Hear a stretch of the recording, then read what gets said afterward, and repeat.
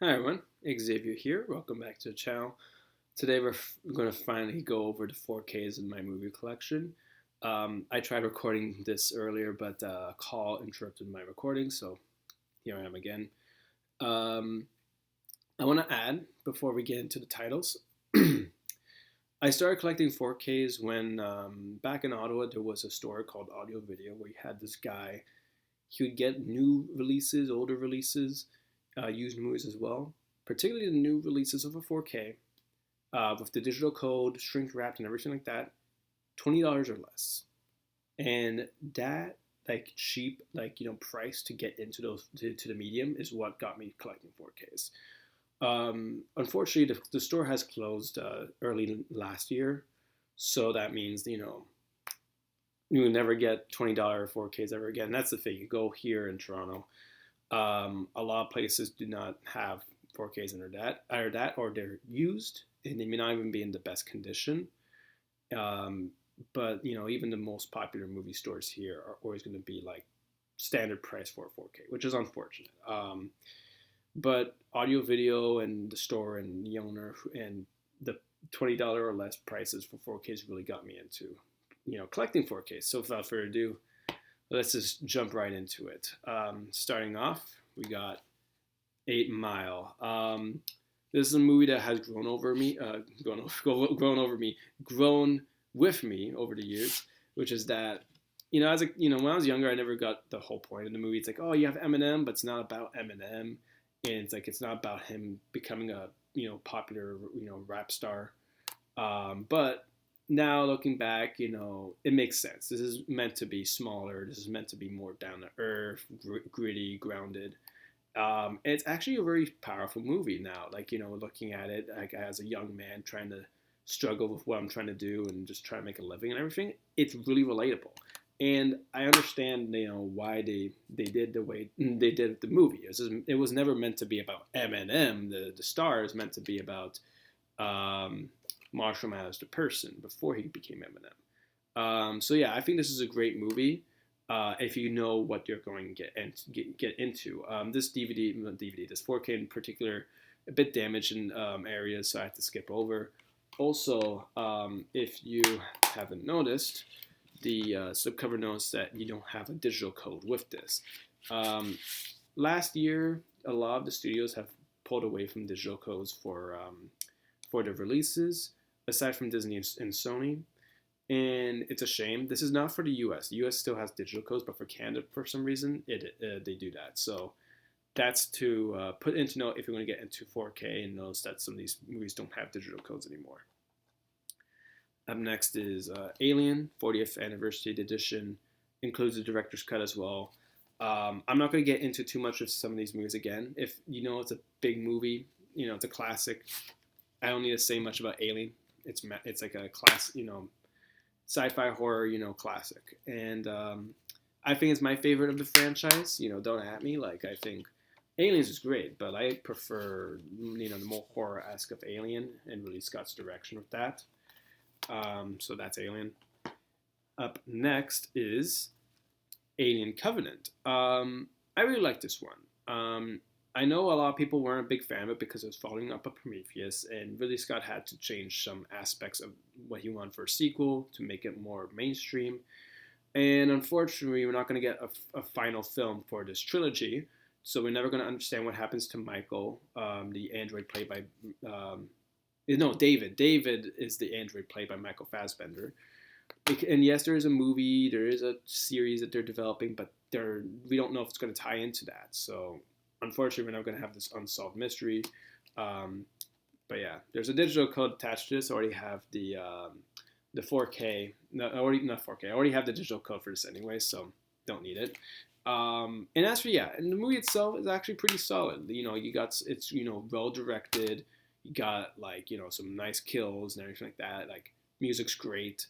It's a very solid movie. And I understand why it was definitely how would you say polarizing when it came out, but I think this movie's been really slept on. Up next is Alita Battle Angel. Not to say too much of this one. it got a big deal when it came, after it came out. Yeah, like when it came out, a bit polarizing. Not everyone knew what to make of it.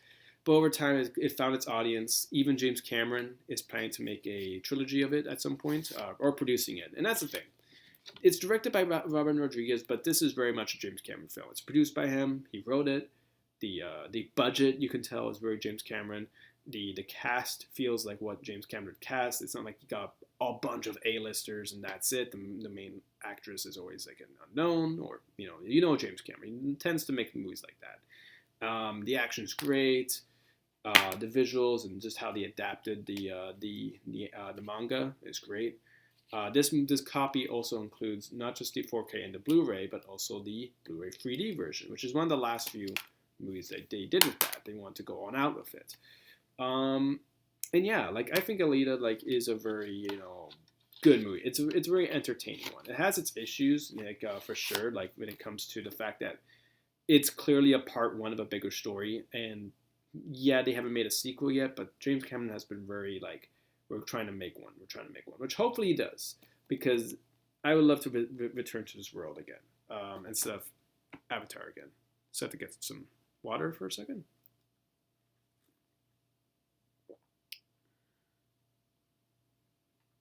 Next up is American Psycho.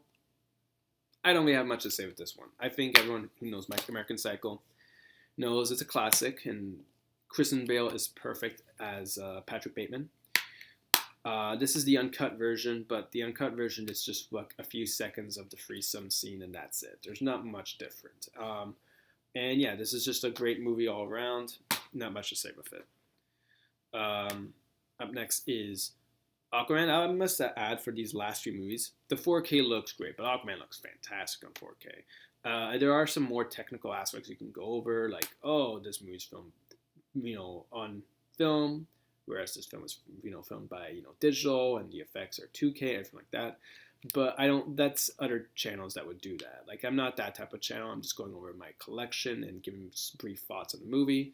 In the case of Aquaman, this is a fun DC movie. Like, it's like, yeah, superhero films, they can get a bit generic here and there, and this definitely has a lot of tropes, but it's entertaining.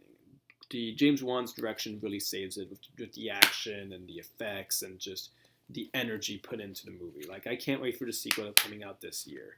And I'm pretty sure it'll have a great 4K when it comes out.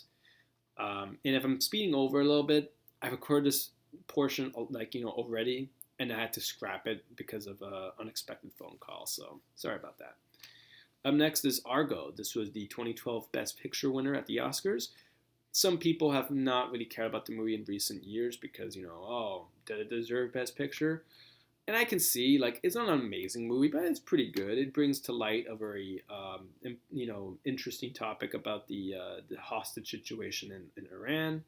And yes, there's been a lot of criticism from Canadians who are like, the Canadians have done more during the event, which from what I've heard, Ben Affleck really tried to get into. Like, he tried to get involved. Like, he tried to have scenes involving more of the Canadian aspect. Unfortunately, though, it's a streamlined movie. It was 2 hours. Like, it's straight up 2 hours. There's no 2 hour, 10 minutes or anything like that. And I understand some aspects had to have been streamlined or cut. So I don't blame Ben Affleck, and he also directed and starred in this, as you can tell. But I think it's a pretty solid movie. It's entertaining. Like, it's a very it's an interesting topic. You got some humor. Acting's great. Could have been more historically accurate for sure, but this is how it is. Up next is The Bad Guys. This was the DreamWorks movie released before Puss in Boots 2. And it kind of fell into obscurity. By the way, this is one of the last few digital codes that Universal released over here in Canada.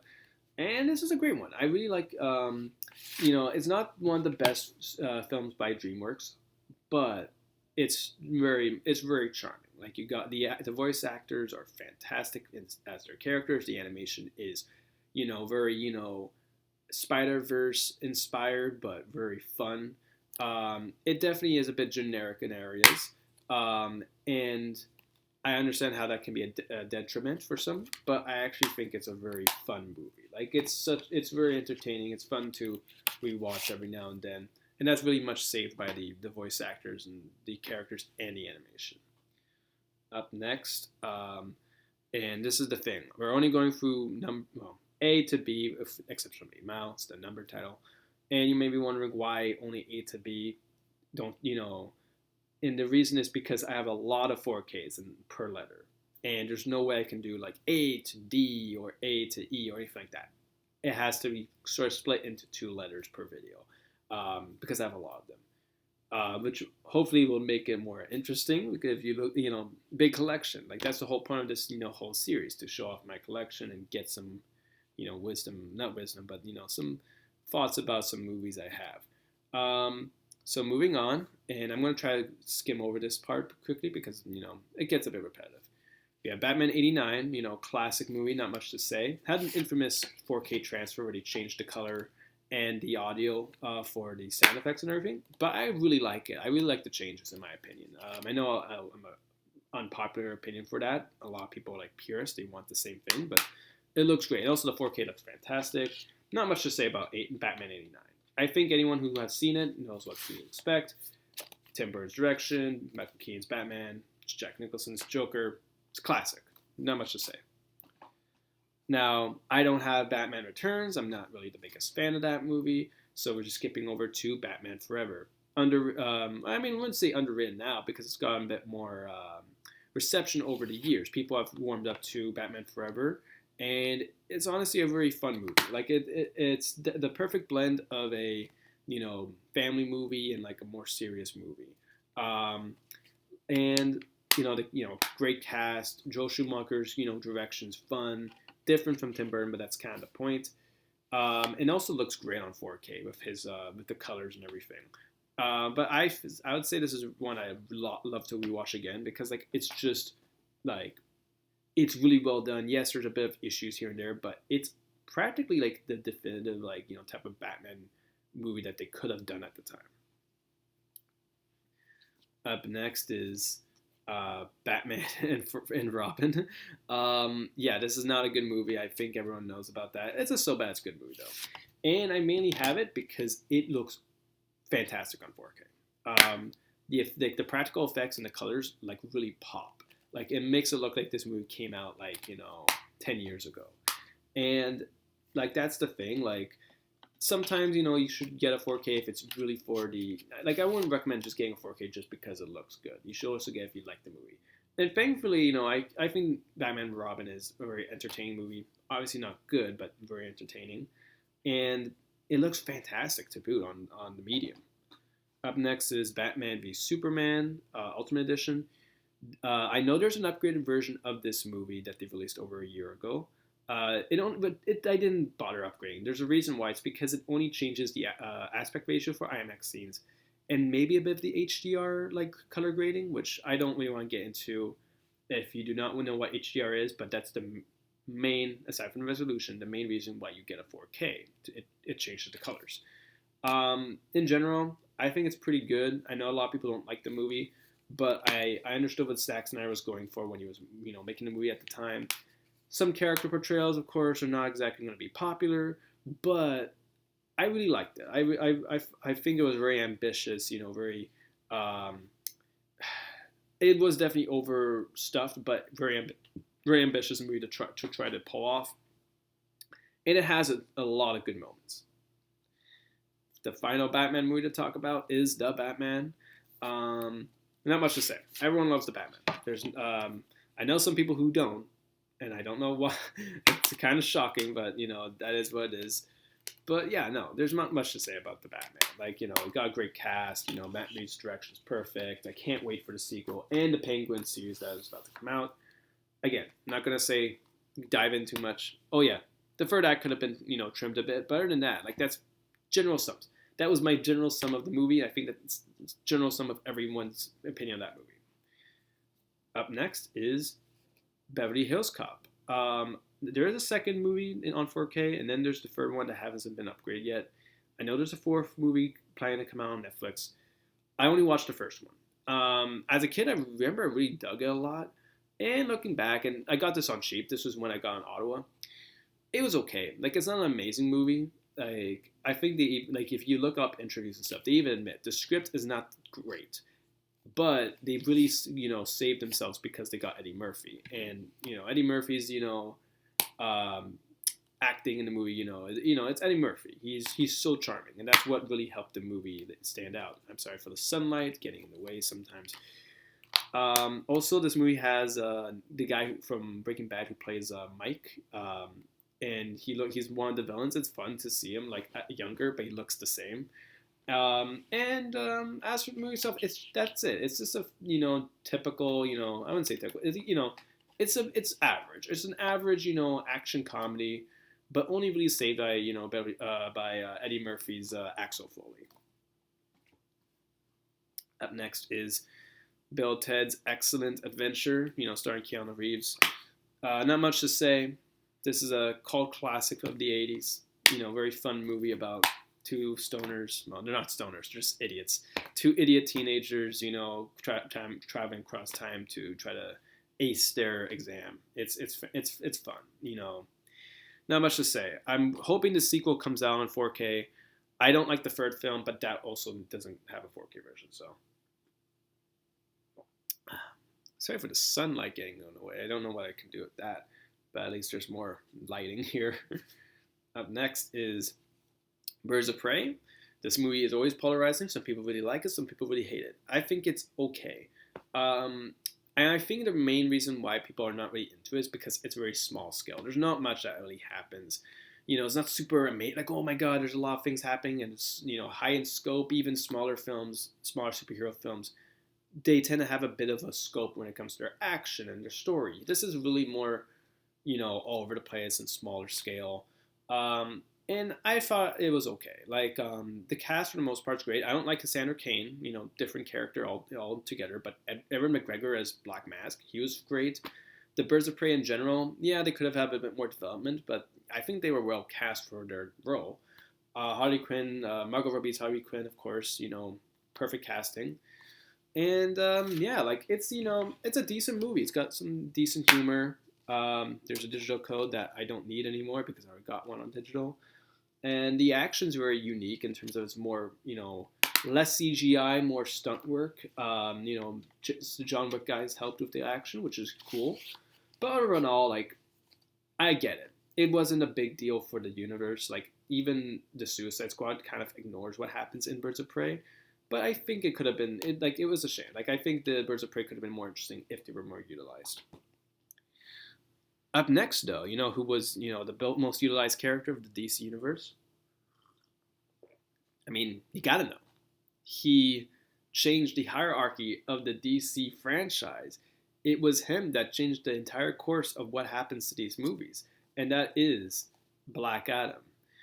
It is a shame that this film kind of failed because this was sort of the make it or break it for that universe. If it did well, they would have continued. And if it failed, they would have rebooted. And, well, it failed. I would say undeservingly because I think this is a good one. Like, I know it's not great. There's a problem with the villains. Yes, if super, it's a bit on generic side. But Dwayne Johnson was very passionate about this movie with, with Black Adam. He was trying to please the fans. He got Superman in for Henry Cavill for one last time. He was trying to get more, tied in stuff from the franchise and stuff, make it stand alone. He would try to get the JSA and the Amanda Waller, and he tried to make it like this bombastic, Dwayne Johnson vehicle blockbuster. Which that's the thing. If you like his movies, you'd most likely like this. If you're not a big fan of his movies, you probably don't care. And some movies I like, some movies I don't like from his, but generally speaking, I really like this one. Maybe because I do like the character of Black Adam. I think he's cool, so yeah. Shame that we never would get more movies with him again. Up next is Blackkklansman. Not much to say. It's Spike Lee. It's fantastic. The whole story based on real life about the detective who infiltrates the KKK. Very fun to watch, very heavy during the end.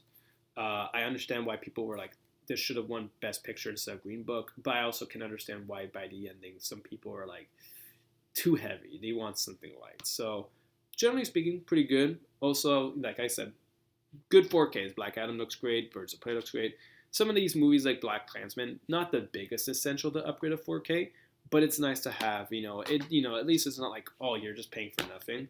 If you have it, whatever, you got the best version visually. Up next is Black Panther. I got this movie when Chadwick, passed away. This is probably my favorite MCU film, maybe because it was standalone. You can watch this movie without watching any other Marvel movie, and you would follow it. And that's what makes it so great. Like Ryan Coogler, really knew what to do to handle this character. Chadwick is always great. Yes, the third act is a bit like messy with the CGI rhinos and the tunnel fight and everything. But everything else is just kind of well done and just very entertaining. You got some nice, themes and, ideas here. And it's a shame that Chadwick had to pass away, and we will never really see him as the character again after Endgame. But you know what? It's good that he at least did this one great movie, and that's the thing. Some people are like, this movie's overrated and it doesn't deserve getting $1 billion and the awards and everything. It's like, yeah, but I understood why, because this is the best standalone Marvel movie. Anyone can watch it and they will have no issue trying to follow what's going on. Even my grandmother liked the movie, and she's not into superhero films, but it doesn't feel like a superhero film. That's what's great about that movie. It's its own thing. So up next is Blade. Now Blade there's only one Blade on. That's if you watch the last videos, I have Blade 2 and Blade Trinity on Blu-ray. This is the only one 4K. I think there's a reasons because of the weird licensing with Warner Brothers and Marvel, but this is a great 4K. It looks like it was filmed last year. And I don't know how much to say about Blade. It's a fantastic movie. Over the years, people have come around and love it. There are issues, of course, but the issues are so minute compared to how awesome this movie is with Wesley Snipes, the action, the direction, the just the tone, and how this movie really saved Marvel back in the day, and how I would say glass ceiling it was, black lead, superhero, R-rated, super unique. There's not much to say about Blade. I love it, and a lot of people love it. I don't know how Marvel's going to top it with Mahershala Ali. I don't think they will, but they could try. Right, almost done. There's still a few movies to go through, though. First off is Blade Runner 2049. I don't have the first one 4K, mainly because it's a bit hard to find. And I just prioritize getting Blade Runner 2049 because I prefer that over to the original. Yes, you can disagree with me in the comments, but regardless, I think this is great. I do have issues when it comes to the whole okay, you have Jared Leto as the villain, but you don't do much of him, and the movie does end on a way that feels like, is this a part one of a bigger story? And that's kind of the issue. They added a lot of stuff, and it feels unresolved. And because this movie failed in the box office, I don't think we'll ever get resolved. Regardless, though, Denis Villeneuve's direction is top notch. It is completely phenomenal. The cast is great. The just the visuals in general are just memorable. And this is the movie that convinced Warner Bros. To give Denis Villeneuve the Dune movies. This movie failed. That's the thing. It's fine because this movie made them lose money, but they were so awe-inspired by his direction that they gave him these movies. And I'm sorry for the pipe, and I'm not going to stop the recording. I already had movies with the pipe anyway. I had to stop my previous recording because of a phone call I had to take. So this can go. This will stop after a minute or so. But let's just move on. For the first video I did, the DVD collection, I mentioned how Catwoman was the best superhero movie of all time. Obviously, I was joking. Now, you might say, okay, but isn't it Batman and Robin then? Why did you not do anything with that? It's well, yeah, but I think everyone knows Batman and Robin and how infamously bad this was. This, however, this is the best one. You ready to hear this? Vin Diesel's Bloodshot. Vin Diesel gives an Oscar award-winning performance. Oscar-worthy, for the award. The action is such perfection. You got the most memorable soundtrack for a superhero, an iconic superhero like Bloodshot, by the way. The writing is just excellent. It's like that meme, the guy who writes with the fire afterwards. It's like that. And this is just one movie of a spectacular ongoing cinematic universe that they are planning to do with the Valiant Comics characters. And I just can't wait. Okay, all jokes aside, I think this is an okay movie. If you haven't heard about, and I made this entire joke because no one has heard about this movie. If you don't know about this movie came out the week when everyone in the world got shut down for lockdown. Like the opening weekend was like really bad because it came out like this after the weekend. It came out. Lockdowns happened all around the world practically. So this movie never really got a chance in theaters. It did apparently kind of well digitally, but and Vin Diesel has said, "Oh, I will continue playing this character, and we are going to do a sequel." But considering the fact that Vin Diesel is all about Fast and Furious now, I don't know if we're going to get another sequel or even an installment in the Valiant comics. Which, by the way, yes, there is a company called Valiant that makes these other comic characters that are not Marvel or DC or even Dark Horse. They are their own thing, and no one knows about them. Now, considering all that aside, and the fact this was made by a first-time director, this isn't bad. Definitely have a lot of issues. There's stuff like the infamous London chase scene that is filmed in South Africa, and London looks nothing like London. The writing is not, obviously, Oscar worthy. The marketing has been very bad by revealing the twist halfway into the movie. But if you don't know about the twist going into the movie, it's actually a pretty good reveal. With all that, yeah, like it's like I get it. Superhero films get a bit generic. Not everyone's really into it if there's no big pull. With that said, it's still not that bad. It's pretty entertaining. The effects are very good for being a very low budget movie for that genre. The cast, has their moments. Vin Diesel is Vin Diesel. He's not going to do much. But Guy Pearce is great. The guy who plays Wiggins is fun. The action is actually really entertaining. Yeah, there's some weird moments in these scenes here and there, but it's still entertaining. Like it's not like, oh my god, you can't see what's going on. You can see it's schlocky, but it's fun. Very reminiscent of like a 2000s era movie. Yeah, like I'm honestly surprised by the way that it was as good as it is, and I kind of wish the director got more work. I wish that they at least tried to do another movie of a different Valiant character, and I'm hoping that we can see this character in the future because you can only go up from here. You can't go down. Like there's no way you can get worse than this, which is not even that bad. It's just kind of average. So that's Bloodshot. Hope you'd actually check it out because it's got its moments. Up next is Blue Beetle, very recent one. Like I mentioned earlier with 8 Mile, this is actually even worse. As you can tell, it's just a 4K. There is no Blu-ray with this movie, which is funny. Haha, Blue Beetle, but there's no Blu-ray. Haha. But yeah, that's the thing with some of these studios, particularly Runverse, to be gotten very cheap with. We're going to only put the 4K instead of the Blu-ray. Which fair enough. You know what? Like I'm using the 4Ks mostly anyway. I have a 4K player. Like unless it's only Blu-ray, I'm not going to use the Blu-ray. But the fact there's no Blu-ray or digital code sucks. With that said, not a lot of people have watched the movie. It didn't really do well when it came out earlier this year. A lot of people got burnt out by DC, and I understand because of the whole announcement of the reboot and everything.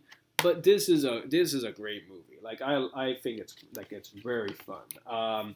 If you're Latino, you obviously would have to check this out. As a super movie hero himself, yes, it's tropey, but it's well directed. You got some nice humor. The actors for the most part, deliver. George Lopez, fun to see after a long time. The action's really good. Like it's great. That's the thing. That's why I'm hoping this director gets more work because he does action fantastically. And like thankfully, they are bringing this character into the new universe. They did say weird things like this movie's not really part of the new universe, which I think I'm not going to go into spoilers, but I think it has to do with her character because it's not. I don't know how they can fit her into the arc of Jaime Reyes. It's a bit weird. But regardless, this is a very good, fun, standalone, superhero movie. And that's the thing. You don't have to like watch anything else. You can just watch it by itself, and it's very fun, entertaining. It's a shame that it really got buried by the competition, as well as the fact that DC has been very unpopular. But I think the DC characters are more, I like the DC characters more than Marvel. Like, and just DC and DC films in general than Marvel films. At least MCU films. There are other Marvel movies I really love, but I'll get into that. Up next is Bohemian Rhapsody, the infamous, Oscar-winning editing. Now, the funny thing is that I just watched this film fairly recently. The editing is good. It's just the one infamous scene people like to use as this is a bad edited movie. It's like, no, yeah, there's that one scene very badly edited. But for the most part, it's actually not even that badly edited.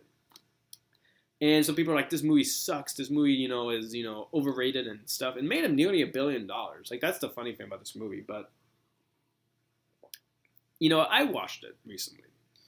And I understand the idea of that maybe it is overrated. It is a typical biopic movie at the end of the day. People weren't a fan of how it didn't dive into much about him about Freddie Mercury being gay, and it created some silly stuff for the movie, like the band breaking up and having to get back together and stuff. But I get it. Sometimes history, and what happens in real life does not make a very strong connective loop for a movie. So I understand you have to invent some stuff. But overall, you don't really watch the movie because it's, a 10 out of 10. You watch it because Rami Malek does a fantastic performance as Freddie Mercury. Also because you love Queen and their songs. So that's really why you watch it. Did it deserve all the wins? Maybe not all of them, but I think there's a lot of good stuff with it. Braveheart. I love this movie. It's a bit long in areas, historically inaccurate for sure. Even Mel Gibson admits, yeah, we had to create some stuff for the movie. If you watch his commentary, but he knows this. He knows this. He just tried to make a more more cinematically compelling movie. The action's fantastic. Mel Gibson as William Wallace is pretty good. Like obviously he said he wanted to get someone else for the role, but he did a good job. And like for his directing, it's great. I think Mel Gibson's a great director. He hasn't really made much after Hacksaw Ridge, which I'm hoping he does more because he's a great director. He knows how to go with brutal and have some very nice shots. And like, yeah, it's a classic. It's a it won Best Picture at the time, which I think it kind of deserved it. Like this is epic. This is an epic like historical movie. Like you got a little humor, you got the action, you got the romance, you got the the drama. It's fantastic. And last but not least for today is Bullet Train. Very fun movie. Did well. There's not much to say. Like if you watch Bullet Train, I think you understand what is very good about it. And for me to try to sell it, I say it's just a good, solid, action comedy. I think it's directed by the guy who did. I don't know if he did John Wick. He did Deadpool 2 though. He's a very like action heavy like director, and it's witty. It's funny. You got some nice shots. You got some good choreography. Is there a big theme to it? No. It's based off a manga actually, and that's the thing. Like this is actually based off a manga, and some of the stuff is actually fairly accurate. They changed some things, but it's really like fun. The actors are, the cast is, really, lively and they're fun. Like, that's the thing. It's a very fun movie. I know I'm just kind of repeating myself, but yeah, it's great. Like, I don't know what else to say. Also, Sony movies look fantastic on 4K. And yeah, I guess that just wraps it up. So that's it, just A to B. And trust me, we have a lot to cover for 4Ks, and I'm very, very glad that some of you. I know a few of you who watch these videos, stick with it, and I thank you, and I can't wait to continue into the 4K library. So thanks for watching, and now see you next time. Have a nice day.